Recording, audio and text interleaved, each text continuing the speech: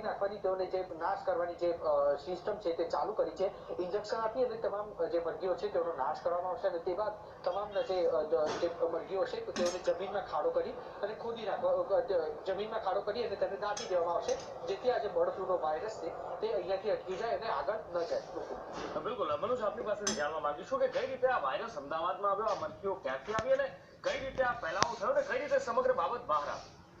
પહેલા તો આ ચાઇનીઝ મરઘીની વાત કરીએ તો જે આશા ફાઉન્ડેશનમાં જે પહેલા પક્ષી આવવાની વાત છે, 40 બ્લેક ટર્કી અને 80 ગિરીશ પક્ષી હતા, તે કોઈ મહારાષ્ટ્રથી આશા ફાઉન્ડેશનમાં આપવામાં આવ્યા હતા અને બાદમાં આશા ફાઉન્ડેશનમાં 27 જેટલા પક્ષીઓના મોત હતા, અચાનક ચોંકી ઉઠ્યા હતા અને તેમના જે સેમ્પલ હતા તે લેબોરેટરીમાં મોકલાયા હતા। આજે આ રિપોર્ટ આવ્યો છે તેમાં ખુલાસો થયો છે કે આ બર્ડ ફ્લૂના પોઝિટિવ લક્ષણો છે, તેને કારણે હાથીજણ કે જે સૌથી એફેક્ટેડ વિસ્તાર હતો કે જ્યાં આશા ફાઉન્ડેશન આવેલું હતું, સંખ્યાબંધ જે પક્ષીઓ પ્રાણીઓ અહીંયા રાખવામાં આવે છે, જીવજંતુનું કામ કરતી આ સંસ્થા છે, તેને કારણે મોટી સંખ્યામાં અહીંયા પશુ પક્ષી બંનેની સંખ્યા છે। જ્યારે બર્ડ ફ્લૂનો રિપોર્ટ આવ્યો તેની સાથે આ તમામ પક્ષીઓને હાલ જે નિકાલ કરવાની જે કામગીરી શરૂ કરાય છે।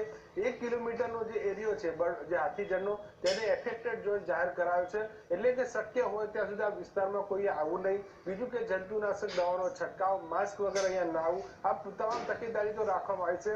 સાથોસાથ આજુબાજુના 10 કિલોમીટરનો જે વિસ્તાર છે ત્યાં પણ સર્વેલન્સ શરૂ કરાયું છે। આ ઘટનાની વાત કરીએ તો આ જે પક્ષીઓ હતી 28 તારીખે આવ્યા હતા। ગઈકાલે જે ઘટના કરી તો અલ્હાબાદથી એક ટ્રક ભરીને તેમાં પણ બ્લેક કલરના જે ચાઇનીઝ મરઘીઓ આવ્યા હતા તે પણ આ વસ્ત્રાલ વિસ્તારમાં ઉતર્યા હતા અને ત્યાં તળાવ હતું, ત્યાં ટોપલામાં આ લોકો ઉતારતા હતા 10 થી 12 શખ્સોને। લોકોને ખબર પડી હતી, આ મરઘાઓના પણ ટેસ્ટ કરવામાં આવ્યા હતા, તેનો રિપોર્ટ આવવાનો બાકી છે। જોકે સૌથી મોટો ચોંકાવનારો ખુલાસો એ છે કે અમદાવાદમાં અને ગુજરાતમાં પ્રથમવાર આ બર્ડ ફ્લૂ પોઝિટિવ દેખાવ છે, તેને કારણે તંત્ર હરકતમાં આવ્યું છે। જોકે તકેદારીના તમામ પગલાં લેવાના શરૂ કર્યા છે।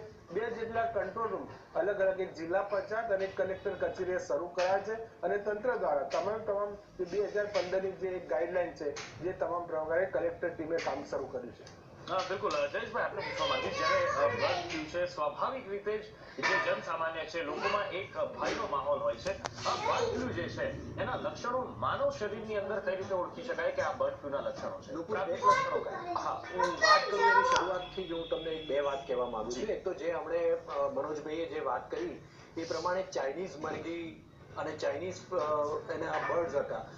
ચાઇનીઝની અંદર H5N1 કરીને એક વાયરસ છે, એવિયન વાયરસ જે કહેવાય છે, જે બર્ડ ફ્લૂ માટે રિસ્પોન્સિબલ વાયરસ કહેવાય છે, એની મોટી એપિડેમિક થઈ હતી અને જેમાં ઓલમોસ્ટ 1967ની અંદર 60% ઓફ ધ બર્ડ્સ મરી ગયા હતા અને જે હ્યુમન બીંગ્સને અફેક્ટ થયેલા એ લોકો બી બધા જ મરી ગયા હતા, 60% જેટલા।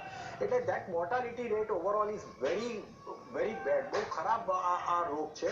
અને પ્રોબ્લેમ એ છે કે તમારે એમાં સિમ્ટમ્સ શરૂઆતથી બહુ માઇલ્ડ હોય છે, પ્રિવેન્ટેબલ હોય છે, જો તમે તકેદારી રાખો તો એને આગળ વધતો અટકી શકાય છે, પણ જો એકવાર તમારા કંટ્રોલની બહાર ગયો તો પછી બહુ ડિફિકલ્ટ થતું હોય છે। સામાન્ય ઇન્ફ્લુએન્ઝા જેવા સિમ્ટમ્સ આવતા હોય છે કે બોડી એક થતું હોય, નાકમાંથી પાણી નીકળતું હોય, શરીર દુખે, તમારો 100 ડિગ્રી આસપાસ શરૂઆતમાં ટેમ્પરેચર આવે અને પછી ટેમ્પરેચર 100.4 એમ કરતાં કરતાં ધીમે ધીમે વધતું જતું હોય છે।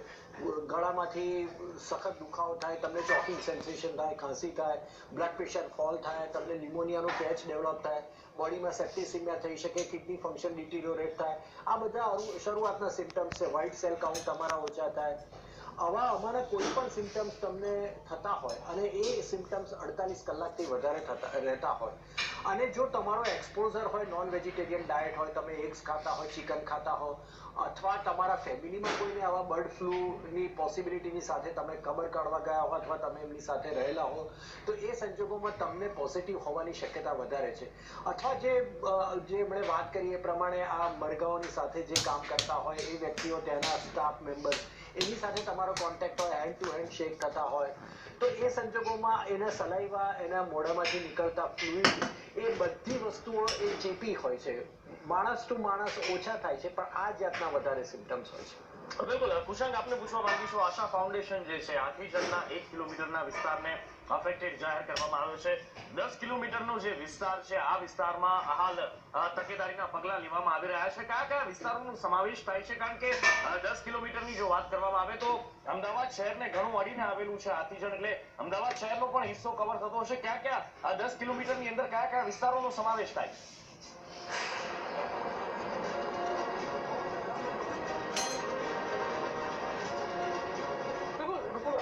ખાસ હાથીજણની આસપાસના જે 10 કિલોમીટરની આસપાસના વિસ્તારો છે તેમાં ખાસ વાત કરવામાં આવે તો વટવા આ ઉપરાંત નારોલ અને નિકોલની સાથે લાંબા જેવા વિસ્તારો છે તે તેની આસપાસમાં આવેલા જે ખાસ વિસ્તારો છે.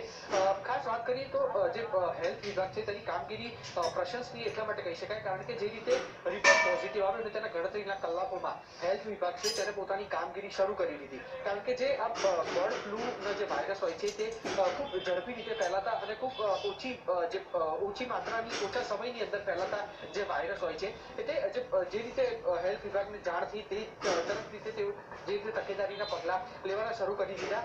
જોકે આજે એવું કોઈ પણ પ્રકારની માહિતી જે છે તે સત્તાવાર રીતે જાહેરાત કરવામાં આવી નથી કે હાથીજણ સિવાયના કયા એવા વિસ્તારો હશે કે જ્યાં આગળ બર્ડ ફ્લૂના 1 કે 2 જેટલા કેસો છે તે નોંધાયા, પરંતુ આજે બર્ડ ફ્લૂનો જેવો રિપોર્ટ પોઝિટિવ આવ્યો તે તરત જ જે હેલ્થ વિભાગ છે તેઓએ આજે મરઘીઓ હતી, ચાઇનીઝ મરઘીઓ, તેઓને નાશ કરવાની જે કામગીરી છે તે શરૂ કરી દીધી છે, જેથી કરીને આજે માત્ર આસપાસના જે વિસ્તાર હતા તો તેઓને અસરગ્રસ્ત જાહેર કરવામાં આવ્યા હતા, પરંતુ તેમાં જે રહેતા લોકો છે તેઓને કોઈ પણ પ્રકારની આના બર્ડ ફ્લૂની કે બર્ડ ફ્લૂના જે વાયરસ છે તેની નાની મોટી કોઈ પણ પ્રકારની અસરો છે તે નોંધાઈ નહીં. તેના માટે જે હેલ્થ વિભાગની કામગીરી છે તે પ્રશંસનીય એટલા માટે ગણી શકાય કારણ કે મરઘાઓ જે છે તેને નાશ કરવાની કામગીરી જે છે તે શરૂ કરી દેવામાં આવી છે. બિલકુલ કુશાંગ, જે કામગીરી છે હેલ્થ વિભાગની પ્રશંસનીય ચોક્કસથી કહી શકાય કારણ કે જે રિપોર્ટ આવ્યો તેના પછીની જે કામગીરી છે તે પ્રશંસનીય છે, પણ ક્યાંક ને ક્યાંક જે મરઘાઓના મોત થઈ રહ્યા હતા અને જે પ્રમાણે સંદેશ ન્યૂઝે પણ ટેલિવિઝન ઉપર દર્શાવ્યું હતું, હાલ પણ અમે અત્યારે દ્રશ્યો દર્શાવી રહ્યા છે કે જે મરઘીઓ છે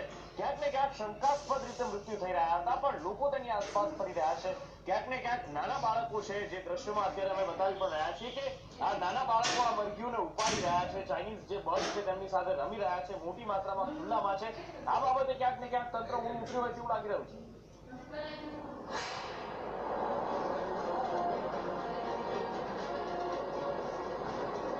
તંત્ર જે છે તે પ્રાથમિક તબક્કામાં કદાચ ઊંઘતું હોય તેવું લાગી રહ્યું હતું કારણ કે એક તો સૌથી પહેલા આ જે મરઘીઓ છે તો તે જે મરઘીઓ પડતી છે તેના કરતા અલગ હતી, તેના કારણે આકર્ષણનું કેન્દ્ર બન્યું. બીજી વસ્તુ કે આ જે મરઘીઓ હતી તે ખૂબ મોટા જથ્થામાં આવી પહોંચી હતી, જે રીતે હેલ્થ વિભાગ અને અન્ય જે પશુપાલન વિભાગ છે તેઓની નિષ્ફળ કામગીરી પ્રાથમિક તબક્કામાં લાગી, પરંતુ જે બર્ડ ફ્લૂનું નામ પડતાની સાથે આ જે તંત્ર છે તે દોડતું થયું અને જેના કારણે થઈ અને લોકોને પણ પોતાને જે શારીરિક લોકોનું પણ જે સ્વાસ્થ્ય હોય છે તો તેની સાથે કોઈ પણ પ્રકારનો ખીલવાડ ન થાય તે માટે ખાસ અપીલ કરવામાં આવી અને આસપાસના જે વિસ્તારો છે તો તેને પણ અસરગ્રસ્ત જાહેર કરી દેવામાં આવ્યા. જી કુશાંગ, મનોજ અને જયેશભાઈ આપ આ ચર્ચામાં અમારી સાથે જોડાયા અને જે પણ માહિતી દર્શક મિત્રો સુધી આપણે પહોંચાડી એ બદલ આપનો ખૂબ ખૂબ આભાર.